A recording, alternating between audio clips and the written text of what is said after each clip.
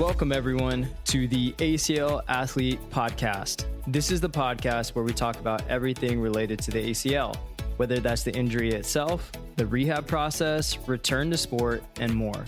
I'm your host, Dr. Ravi Patel, performance physical therapist and coach.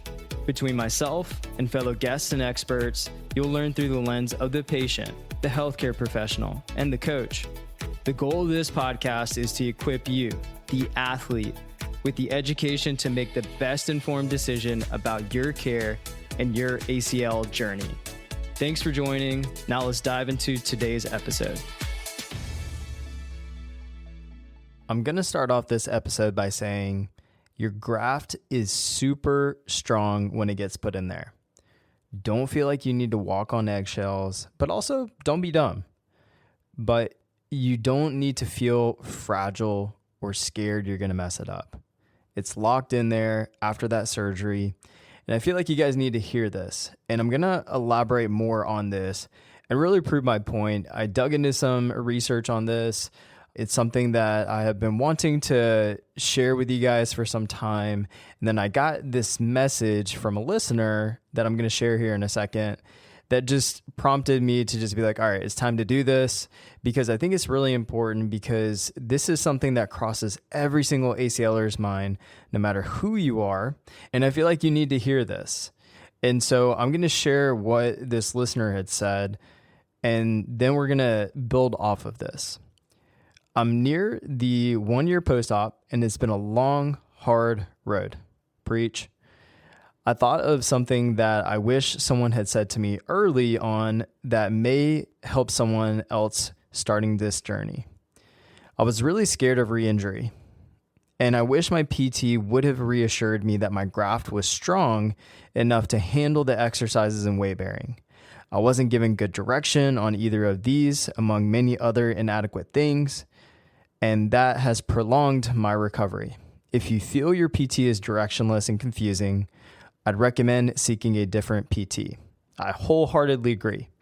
This is from a listener who has kind of shared this, which I really appreciate getting this, because it's something that I feel like so many people resonate. And I can't believe I haven't done an episode on this, honestly, because I personally resonate with it so much with my 2 ACL surgeries. And I know so many people feel that. Many of you listening. And if you're a physical therapist or someone who supports an ACLer, this is real. And it's something I also want to say, even if you're told this, it doesn't immediately mean that it's gone. It's like, okay, cool, I could do everything, no worries, right? It's still there, right? It's such a physical, emotional, mental experience, the injury, the trauma, and then going into having a major reconstructive surgery, or maybe multiple, and it's usually your first one. Many people's first true medical experience. I know it was mine. And so it's something that's really daunting, right? And it's upended your world. It has changed things dramatically. And so, yeah, you have this new thing put into there, and the last thing you want to do is mess it up. You feel fragile, and that is fair. And so I don't want to just completely disregard it, even if I've said this in the past, or you've heard other people say this, well, oh, it's fine, it's locked in there. Today, I want to really showcase this. And this feeling is very real immediately, especially post-injury, and especially post-op.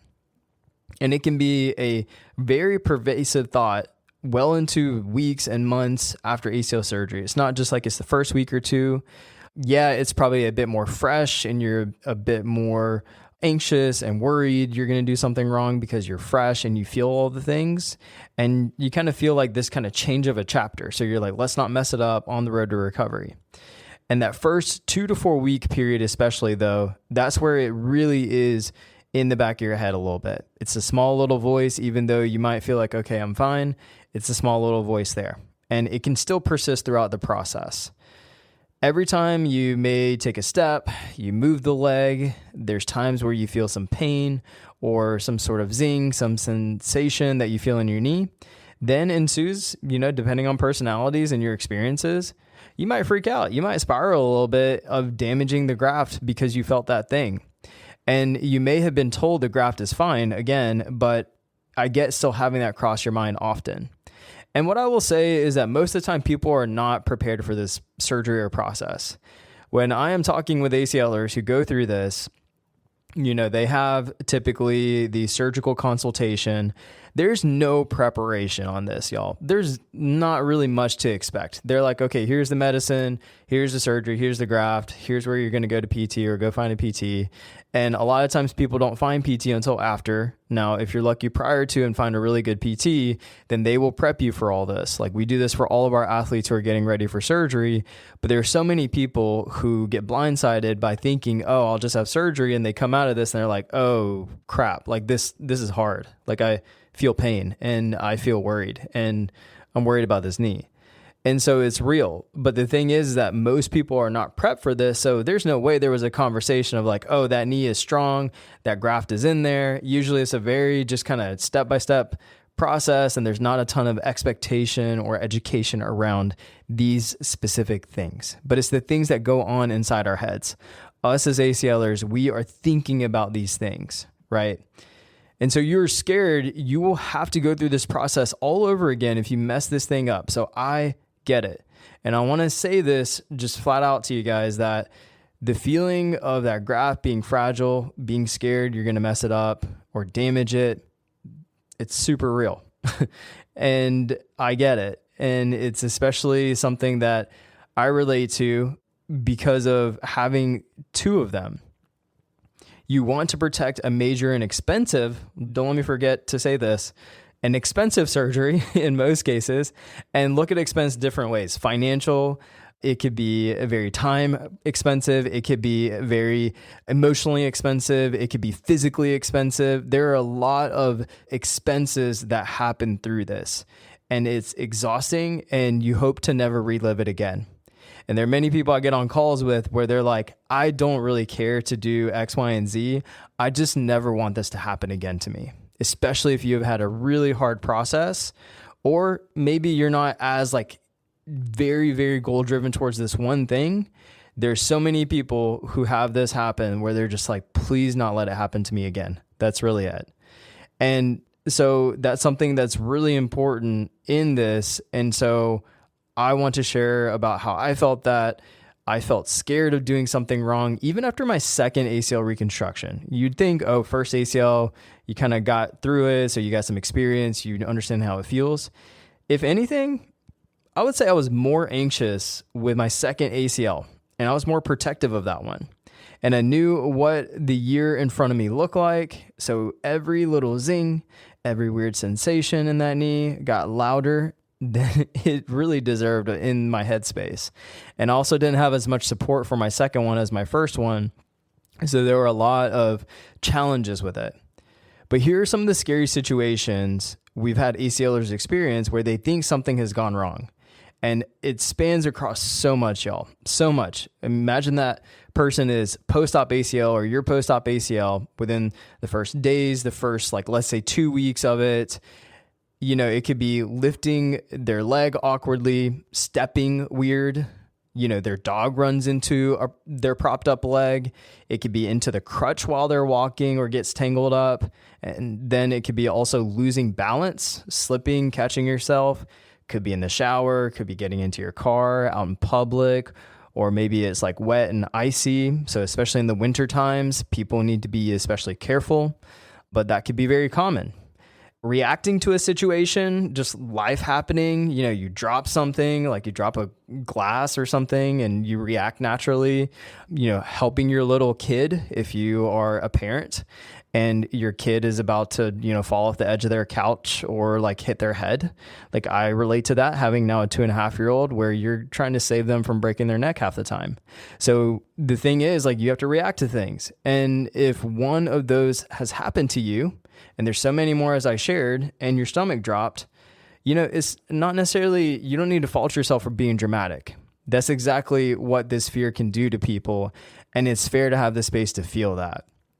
And I'll never forget one of my first ACLers remotely. Never worked with her, got to see it through the whole process from prehab all the way to return to performance.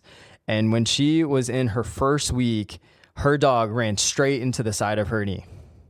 And she had a big dog, big, heavy dog. and she freaked out, and for fair reason, right? And so we connected. She messaged me, and she told me what had happened, and we talked through it, and we kind of talked through what is she feeling, what does she feel in the moment, the mechanism of it, what was the thing after that. And I was able to share with her, like, I think you're fine. I know that it was scary, but I think you are fine. And of course, we can't 100% predict that, but let's go ahead and see how exercises progress, how your knee responds, and then let's see how the coming days look. And if there's anything that's concerning, you alert me, and then we can also connect with your surgeon and see if that's worth checking out further. Within a few days, it resolved. Like, the issue was not there. It was more of the moment where it kind of panicked her, but then after that, it settled down. But that was what was so helpful about having someone to be able to talk her through that. Otherwise, she could have navigated the next days, weeks with anxiety, walking on eggshells, worried about doing exercises, further delaying her progress, and also just being worried about her knee. And so these are things that really happen all the time to ACLers, and they may not even share it. They're like, oh, it's a fluke, it's whatever, it's fine. And so I think it's important to work with a provider to be able to share these things if they come up, and to be able to talk through that, and to be able to put your anxiety at bay. That's what I think a good rehab provider and good team in your corner does. So let's talk about what would actually be a concern, signs to look out for, because I think that's really important. I'm not going to just like dance around this and be like, it's fine, like sunshine and rainbows. Like, let's talk through what could possibly be signs of something being a red flag or a yellow flag. A clear audible pop. Everyone's familiar with this for the most part, but yeah, you feel a very big shift and a pop, right? And so that's something that noticeably can be something to note. And then, a true shift in the knee where you feel that joint kind of like come out of place a little bit and then go back. I'll never forget that feeling of my first ACL tear where I felt that joint literally feel like it kind of slid to the side and dislocated when it popped and then went right back. I'll never forget that sensation and that feeling. And so what that's like. And so that's something to be able to look out for. A big spike in swelling. You're going to be dealing with swelling post-op anyway, so you got to see if it's out of that abnormal, of course, accounting for anything else that could contribute to that, but a big spike in swelling and a big spike in pain. Range of motion regresses, your extension gets worse, your flexion gets worse, or you kind of get stuck in a spot after it happens and it doesn't improve. But in general, I would just say, think about a massive just like regression to where you are. And of course, you have a very specific moment where you notice something happened. But the thing is that if it just doesn't improve after that, then it's worth getting looked at and talking with your team about.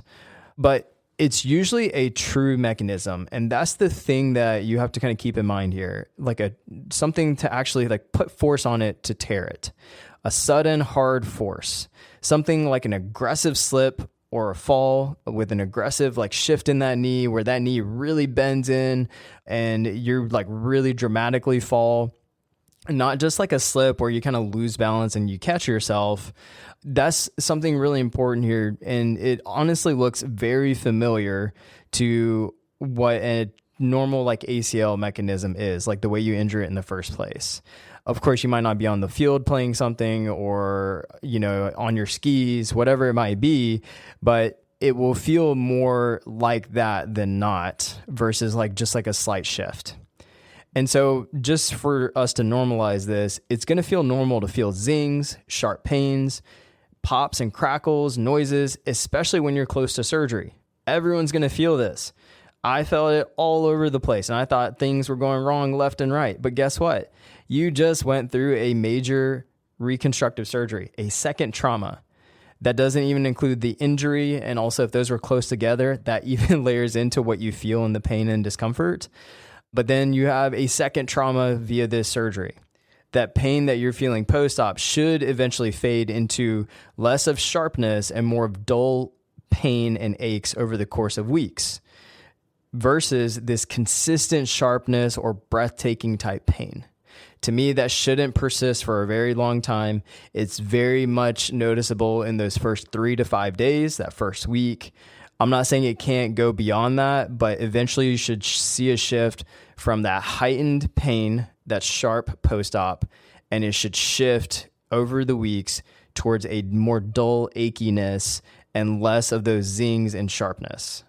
Now, that's not across everyone, but that is a general trend you will find with the post-op process. But I'm not going to sit here and say it can't happen because, such is life and ACL rehab for that matter. But in 99% of cases, you likely just stress that joint beyond its normal limits. And let's remember, post-op, any type of just added stress to it, like you slip and the knee kind of just jerks a little bit, it's just not going to like that. It's just not. It's like, I'm not used to this. And right now, like I have the capacity of a snail. And so therefore, it's going to react a little bit and say like, I didn't like that. There's a little bit of a zing, a sharpness, and a pain, but just know like it needs to be a bit more extreme. You just kind of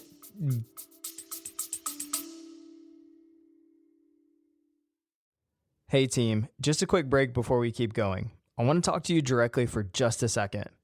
I'll be completely honest here.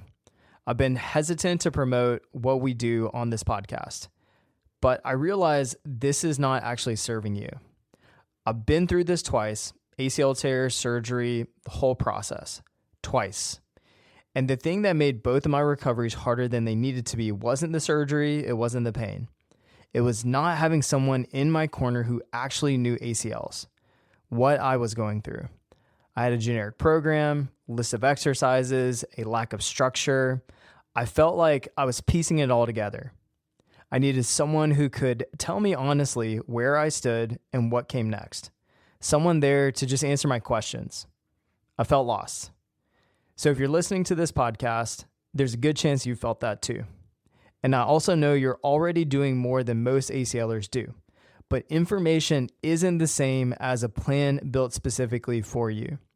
That's what our one-on-one remote ACL coaching is. Objective testing, custom programming, and expert ACL guidance from a team that has spent years and years doing this with hundreds of ACLers, no matter where they are in the process. The way we start is simple. A free consultation call. We get into your ACL story, figure out what's actually getting in the way, and you leave with a clear plan and knowing exactly what your next steps are, whether you end up working with us or not. And it doesn't matter where you are right now, early rehab, mid-stage, or trying to get back to sport or activities that you love. We work alongside your current care or completely remotely. Wherever you are, no matter how complex the case is, we can meet you there. Apply at the aclathlete.com/coaching. The link is in the show notes for any details that you need. Okay, now let's get back to it. Push it beyond its current capacity and limits. And so then it's going to talk to you a little bit because it's like, I didn't like that quick movement. And usually, in most cases, it settles down pretty quick in a few days. But when in doubt, contact your surgeon and your physical therapist, give them a heads up. They can help you work through it, I promise. We have done this with so many of our ACLers over the years, especially remotely, and in 99% of situations, I can confidently say the graft is fine. The biggest thing here is to be smart about what you're doing and set yourself up for success. If you have to navigate a crowd or be on crutches in challenging conditions, plan for it, y'all. Don't react to it. Plan for it. Be smart. Shit happens. Sorry if kids are listening. But if we can plan around things, then most of these scenarios are avoidable outside of it just being life. Look, I get it if it's wet outside and you're walking outside. If it's the shower and you kind of slip because the bathroom's wet, that happens. You can't control your dog in 24/7 situations. So that's the life things that happen that we can't always control. But if you know that there's a situation you could put yourself at risk for, then just try to control it. Like if you know you got a really slippery bath or shower and you're going to attempt to stand up, let's think about that a little bit, right? And just be safe. I think that that's the biggest thing and plan for it. Now here's the main point of today's episode. And just knowing that your graft is super strong when it gets put in there. And let me elaborate on this, because your knee is going to feel fragile. You just had that major surgery, as we talked about. But what I don't think is explained enough in this space is that graft that the surgeon put into the knee, the moment it went into the knee, it was the strongest, or it'll be stronger than the ACL that you tore. Yeah, so that new graft you're getting. Now, if we're talking about a ACL repair where they try to repair the native ACL or the bare procedure, the different newer procedures that are not the most traditional ones, I'm not going to talk about that today because we don't have the tensile strength of what the bare is. These are repairs of the native ACL, and that is a different story. Now, it doesn't mean that you still need to walk on eggshells, but with that said, that is something that we can't necessarily put numbers to just yet. But with that said, with most of you listening, people who are going to have reconstruction, people who are going to get a new graft as an ACL, this is going to apply to you, especially to be able to say that the native ACL that you had is going to be technically weaker than what the new graft is that you're going to get immediately. So let me talk through this more. And the thing that's going to help this is I want to connect it to numbers. Like, you guys need to know, what does the data show? And this is me geeking out on this, and I'll keep it super simple. So that way you guys can be able to look at this, listen to this, and be able to say, okay, this makes sense. And there's data and biomechanics behind it. So in terms of looking at the numbers, Noyes and colleagues back in 1984 tested the native human ACL and found it fails around 1,700 to 2,200 newtons of force. So that's our current benchmark, 1,700 to about around 2,200 newtons of force. So that's the tensile strength of it. So whenever that ACL is torn, you can imagine that basically the force on that particular ACL overrides, let's just say 1,700 to 2,200 newtons. And that's what tears it. That's your benchmark. Now here's your graft, the new graft that is getting put into there. And remember, it's going to be either an allograft or an autograft. Allograft is taken from a cadaver, and autograft is taken from yourself. And what is typically most common, especially autograft, is going to be the hamstring, the quadricep tendon, or the patellar tendon. And in most cases, the patellar tendon will have bone on both sides. And then the quad tendon could have a bone on one side, but I would say most of the time it's just soft tissue. There's no bone, but it's very surgeon dependent. Now, those are the two categories, autograft, allograft, and then you have the big three under the autografts. Now, what I want to do is look at the ranges around these, and there's no clean one number across because the research can really vary. There's a lot of kind of specificity around the graft setup, the way that they harvest it, the thickness, all these things. But let's just kind of go through some of these. So the patellar tendon, the actual prepared construct that goes in your knee, tests at around 1,800 to up to 2,900 newtons. And that's per Wilson research in 1999, Noyes in 1984, and Mehran review from 2020. There's plenty of other studies as well, but these are really well-cited studies. And, you know, that's something where you could see right around the native ACL, but then also above it. And again, there could be some give or take between being a bit under and being over. But just know that it's going to get in there and be pretty strong. The native patellar tendon itself, crazy strong. Like when it's actually there, like going from your patella to your tibial tuberosity, that thing is super strong. So taking that thing out and putting it as an ACL, you're in a really good spot. Plus you are getting bone on both sides, which has a little bit of, in my personal opinion, a cheat code because it's going to embed into that bone a little bit faster than just the soft tissue grafts that are like the quad tendon or the hamstring or the allograft. The hamstring swings kind of the widest, so there's different ways people will take that hamstring tendon or gracilis with it, which is an adductor tendon as well. And they'll either double bundle it or triple bundle it. Again, this can kind of range from 2,400 newtons all the way up to 4,000 newtons. And so this is the Wilson study again. There's also a Hamner paper in 1999. So the range can be 2,400 to even 4,000, depending on how many strands your surgeon uses. And strands means they literally bundle that thing. So if it's a longer tendon, so they actually bundle it together. So the thing about taking a piece of string and folding it into double or trip and quadruple and being able to harvest and use it that way. And that's how they use that as a tendon, which is also what I have for both my ACLs. Fun fact. And so for the quad tendon, it sits at 2,100 to 2,300. That's Meron in 2020. And allograft, which is the donor tissue cadaver, can span really the widest range. It could be anywhere from like 1,200 newtons on the low end up to 4,600 newtons on the high end. It depends on the donor tissue, patellar tendon, hamstring, tibialis, Achilles, quad tendon. And that range comes from Banovets and colleagues in 2023. And Banovets and colleagues also has similar numbers across these autograft tendons as well, usually in the 2000s, like the early 2000s, if you will, like 2000s being in newtons. So like 2,200 newtons, for example. But that's another study to reference. But just know that there's real variance across the board. But what doesn't change is that every single one of these ranges either matches or it really beats the native ACL when it goes in there. And nobody in reality is walking around with a weaker ACL than what they failed with in the first place. So just know that.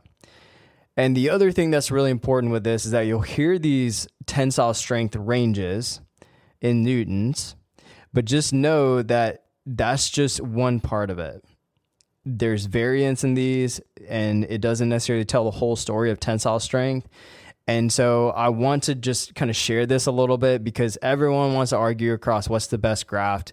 And you could look at these numbers and be like, oh, well, yeah, it could be allograft. You look at just tensile strength, but there's so much that you have to look at within this of factors across graft types.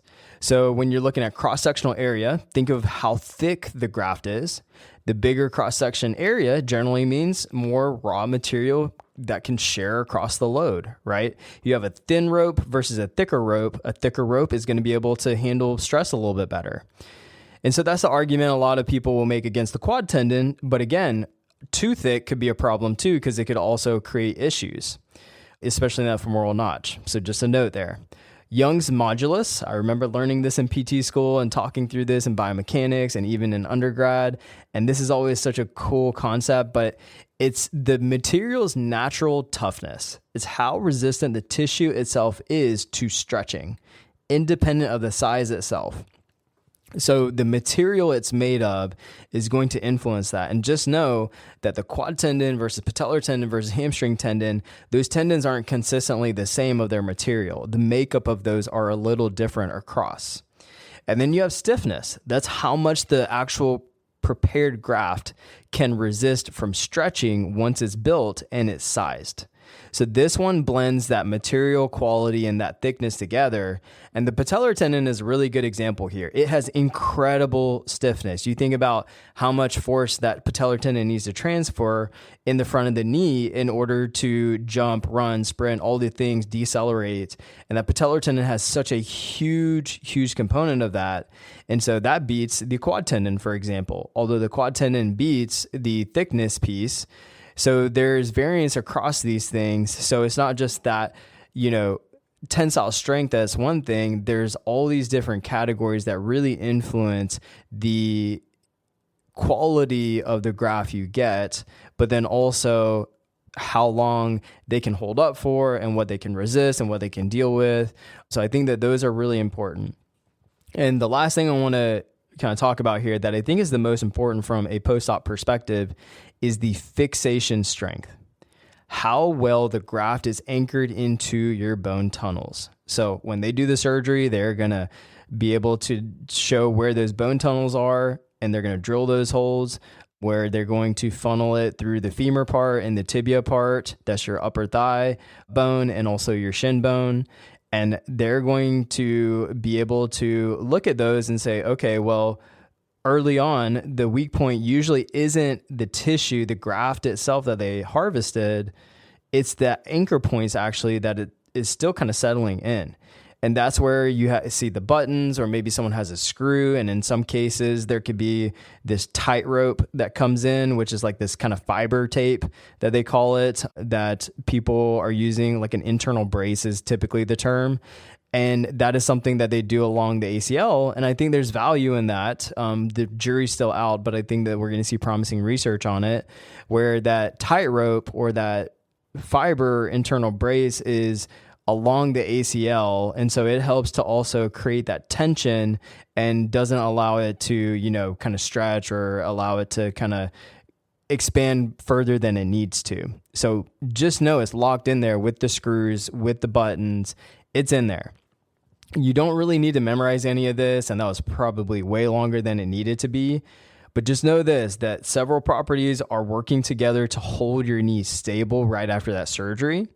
But it's not just one single number. And across every version of that combination, whether it's allograft, autograft, double, quadrupled, if we're talking about hamstring, you're starting from a good spot in terms of the graft itself, the strength of the graft.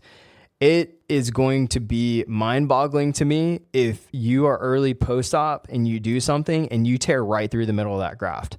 I would be absolutely shocked. I would be more inclined to say like a fixation point is the thing that doesn't set as much. But with that said, just know it's a screw and it is a button, and they lock that thing in there. They lock it in there. They're going to keep that thing tight. And so the graft is strong, that fixation point is strong, it is not fragile. And here's one more thing that I think puts a lot of people at ease right away.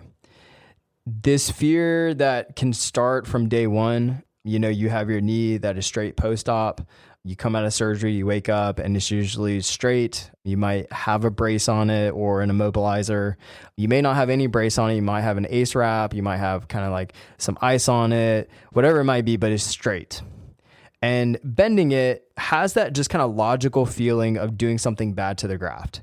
Because it's straight, when you try to bend that knee immediately post-op, you're going to feel hesitant because you're like, oh, I'm going to do something wrong. And I remember feeling this with both my surgeries.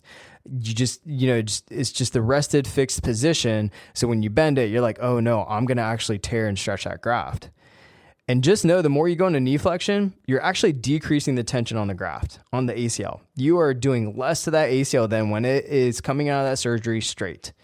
Whenever you are in the last 30 to 0 degrees of extension, that's when the ACL is more taut. When you bend that knee beyond that and the foot is not fixated to the ground, you're actually taking tension off of that ACL. It's getting slackened. I don't know if that's the proper word, but there's more slack in the ACL as you bend it. And so I think that's something to just share with you guys because you're decreasing the tension on it. So going from straight to bending for range of motion, you're decreasing tension, not adding to it. So the thing you're most scared of doing to bend that knee, you're feeling the pressure of the fluid and the swelling. You're feeling the pain sensation, of course, especially if you had a graft taken. And then also you're feeling the incision. You're feeling the stretch of the steri strips or the glue in the front of the knee. And it doesn't feel great when you're trying to bend it, but just know the ACL is fine. The thing that is important is being able to, yes, move that knee, but just know that you're putting the least stress on it as you bend it. So don't be scared to bend it.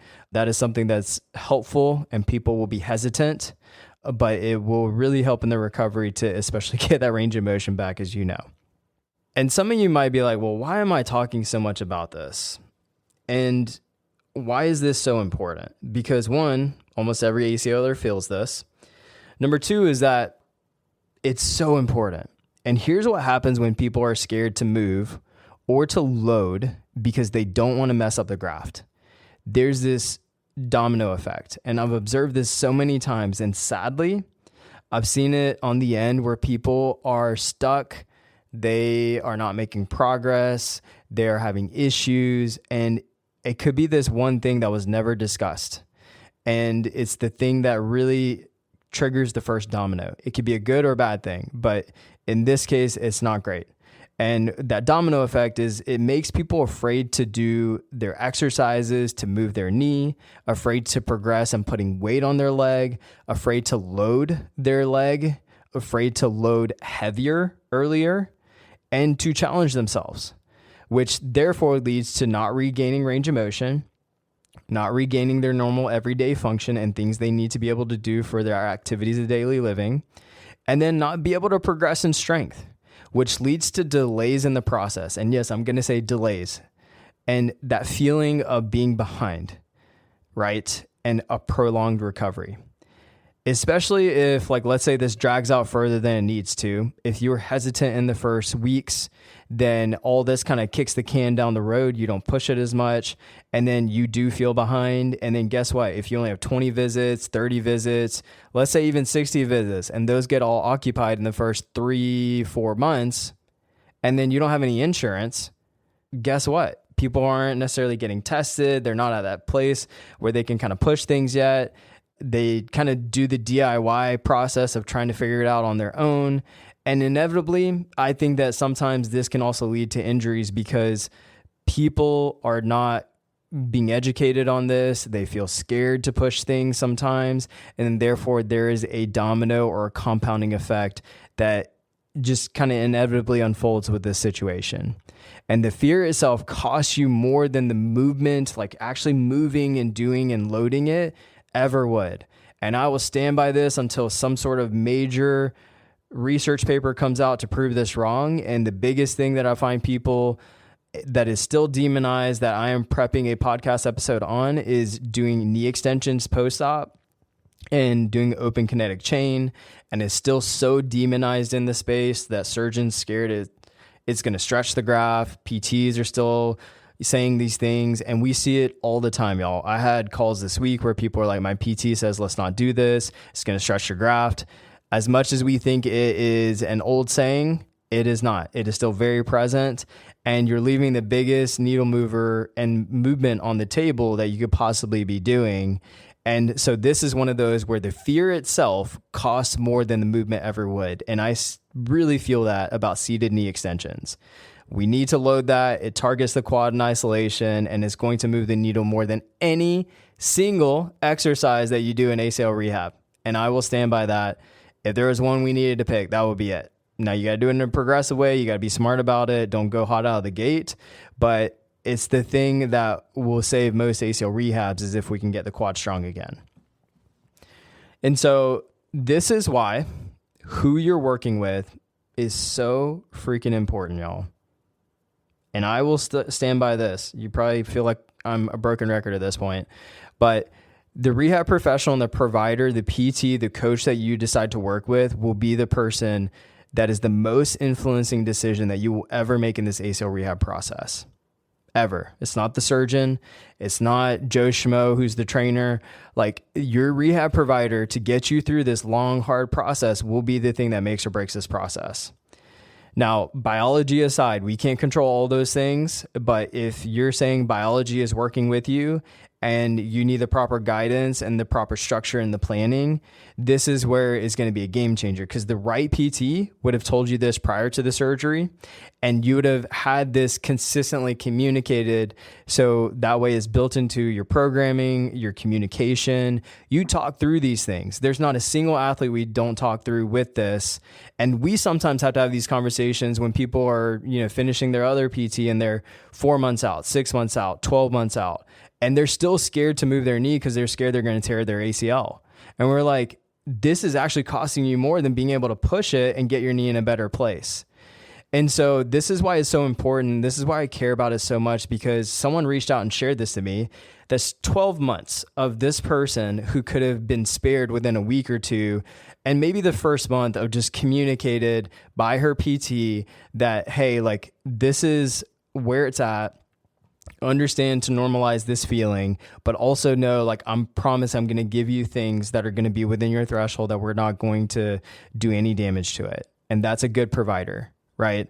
And so nobody reassured her, nobody gave her direction, and it prolonged her recovery.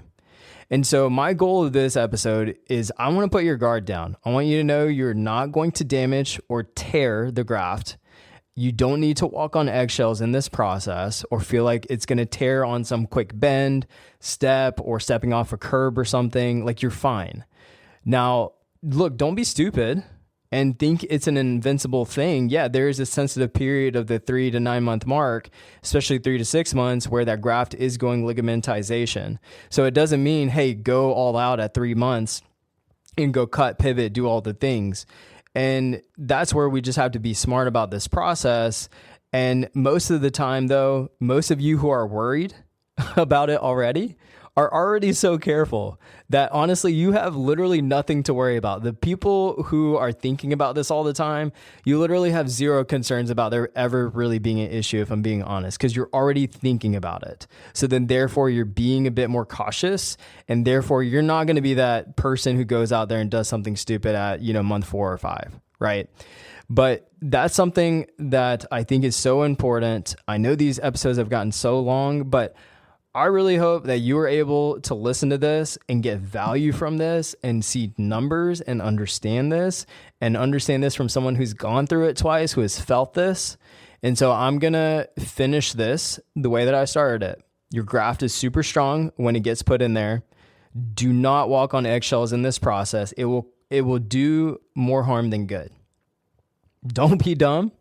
You don't need to feel fragile ever in this process. And I know it can feel that way, but you don't need to feel that way. You're resilient, you're strong, you can do this thing, and you don't need to feel scared. You're going to mess it up. This is something that, as long as you're being intentional and you're working with somebody who knows what they're talking about, then you're going to be fine. If you're not working with someone who doesn't know what they're talking about, change it. Do something different. And it's something where you got to think about, what is the cost of that? What is the cost of inaction? What is the cost of 6 months from now if you're still in the same place thinking about where you are because you just didn't change anything? So if you had one single thing to change, is to work with someone who knows this process. Do not do it yourself. We have physical therapists on our roster. I tell people this because, not just because, we work with PTs. It's because we don't get trained in this in school. This is such a hard recovery, and it's something that even PTs who we mentor, and this is PTs who have gone through our mentorship, who are still choosing to work with us. It is by choice because they don't feel comfortable enough, or they also just don't want to handle it themselves. So we are working with physical therapists who could guide themselves, but they're choosing not to. And that's one thing to kind of put in perspective for you guys, is that they spent hundreds of thousands of dollars going through school, and they're still choosing to find help, even though they have been educated on this a bit more than most. So that's really important here. So make a good decision here on that, because I promise it can make the difference in where you are in a week, in the way that you feel in a week, and especially where you're at in 3 months, 6 months, and especially what you care about most in your life. If you need help, we're here. We're here to help. We would love to help you. You can look at the show notes. If you are looking for help from anywhere in the world, we are here. If you need help to find someone local to you, we are also here to be able to be a resource to point you in that direction. All that I care is find an ACL specialist to work with, and just know that that graft is locked in there. Go do the freaking thing. Until next time, y'all, this is your host, Robbie Patel, signing off.